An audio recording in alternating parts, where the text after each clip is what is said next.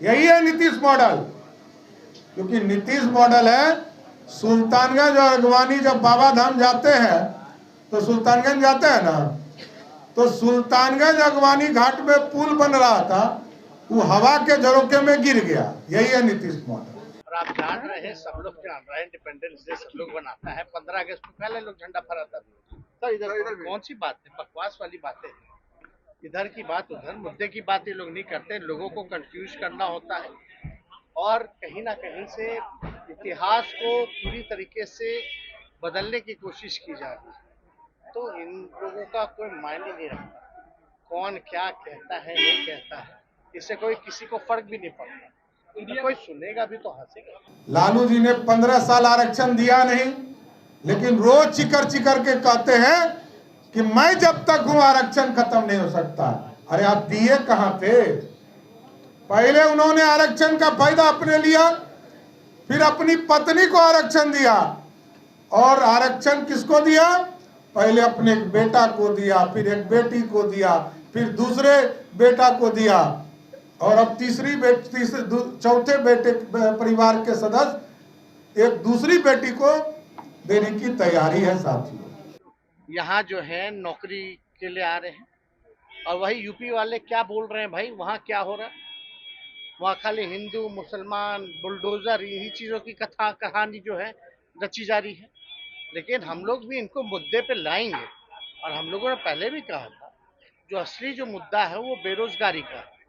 और देश में सबसे बड़े तादाद में जो है विज्ञापन निकाली गई है, इससे बड़ा जो है अभी तक जो है विज्ञापन कभी भी नहीं निकला।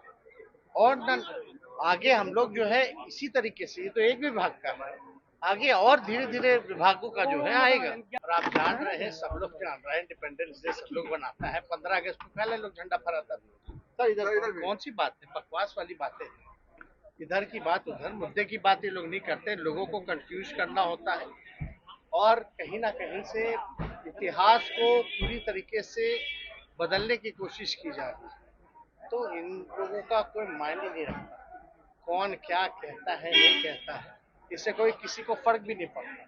इंडिया कोई सुनेगा भी तो हंसेगा। बैठक जो हो रही है उसमें क्या लालू जी भी जाएंगे और क्या नई पार्टियां भी शामिल होंगी क्या? नहीं, अभी तो बैठक तो हुई है जो बैंगलोर में हुई थी, उसमें तो यही था ना भाई, अगला जो बैठक होगी बॉम्बे में होगी, और कुछ कुछ एजेंडों पे जो है वो बातचीत होगी। तो सब लोग जो लोग गए हैं वो लोग जुटेंगे, और आगे कभी भी और भी पार्टियां तो जुड़ ही ना सकती है, उसमें कहाँ कोई बात। चर्चा इस बात की हो रही है कि नीतीश कुमार को कन्वेनर बनाया जाए, बड़ी जिम्मेवारी दी जाए, क्या इसकी तैयारी भी आप लोग कुछ कर रहे हैं? देखिए, हम लोगों का पूरी तरीके से यही कोशिश रहा कि सब लोगों को एक करके एक साथ बैठाया जाए, और हम लोगों ने सफलता पाई है। और आगे जो बैठक होगा सब लोग अपनी बात को रखेंगे और निर्णय लेंगे, वो तो सभी लोगों का जो निर्णय होगा वही मान्य होगा ना। एक झंडा और एक चिन्ह की भी बात हो रही है कि इंडिया का एक झंडा और एक चिन्ह हो, ताकि कंफ्यूजन हो, इसकी भी चर्चा। आप देख रहे हैं ना, यूपी से कितने तादाद में लोग जो है यहाँ जो है नौकरी के लिए आ रहे हैं, और वही यूपी वाले क्या बोल रहे हैं भाई, वहाँ क्या हो रहा है? वहाँ खाली हिंदू मुसलमान बुलडोजर यही चीजों की कथा कहानी जो है रची जा रही है। लेकिन हम लोग भी इनको मुद्दे पे लाएंगे, और हम लोगों ने पहले भी कहा था, जो असली जो मुद्दा है वो बेरोजगारी का है।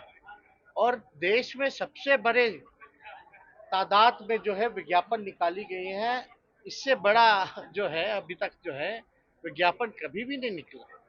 और न आगे हम लोग जो है इसी तरीके से, ये तो एक विभाग का है, आगे और धीरे धीरे विभागों का जो है आएगा। तो वो तो हम लोग कमिटमेंट पूरा करेंगे। और झंडे की बात हो रही है, सॉलिसिटर जनरल है जो अचानक खुद जाते हैं, कहते हैं कि हम भाई पहले छुप के आते थे, अब खुल करके आ गई है भारत सरकार। तो ये लोग तो कभी पक्षधर हुई नहीं है। कल तो पार्टी के लोगों ने, मनोज झा जी ने प्रेस कॉन्फ्रेंस करके सारी बातों को आप लोगों के समक्ष जो है रखा ही है।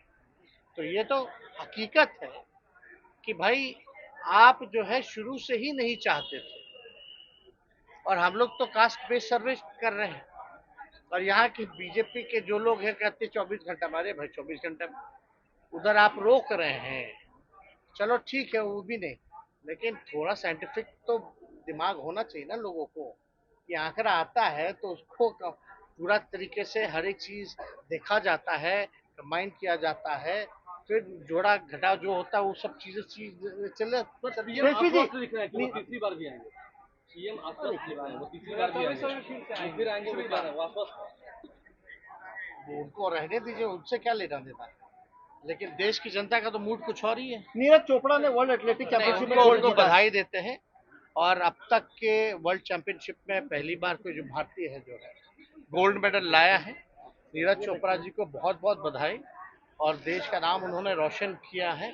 और इसी तरीके से जो है खेल कूद जो है लोगों को जो है बढ़ावा और जो है मिलना चाहिए।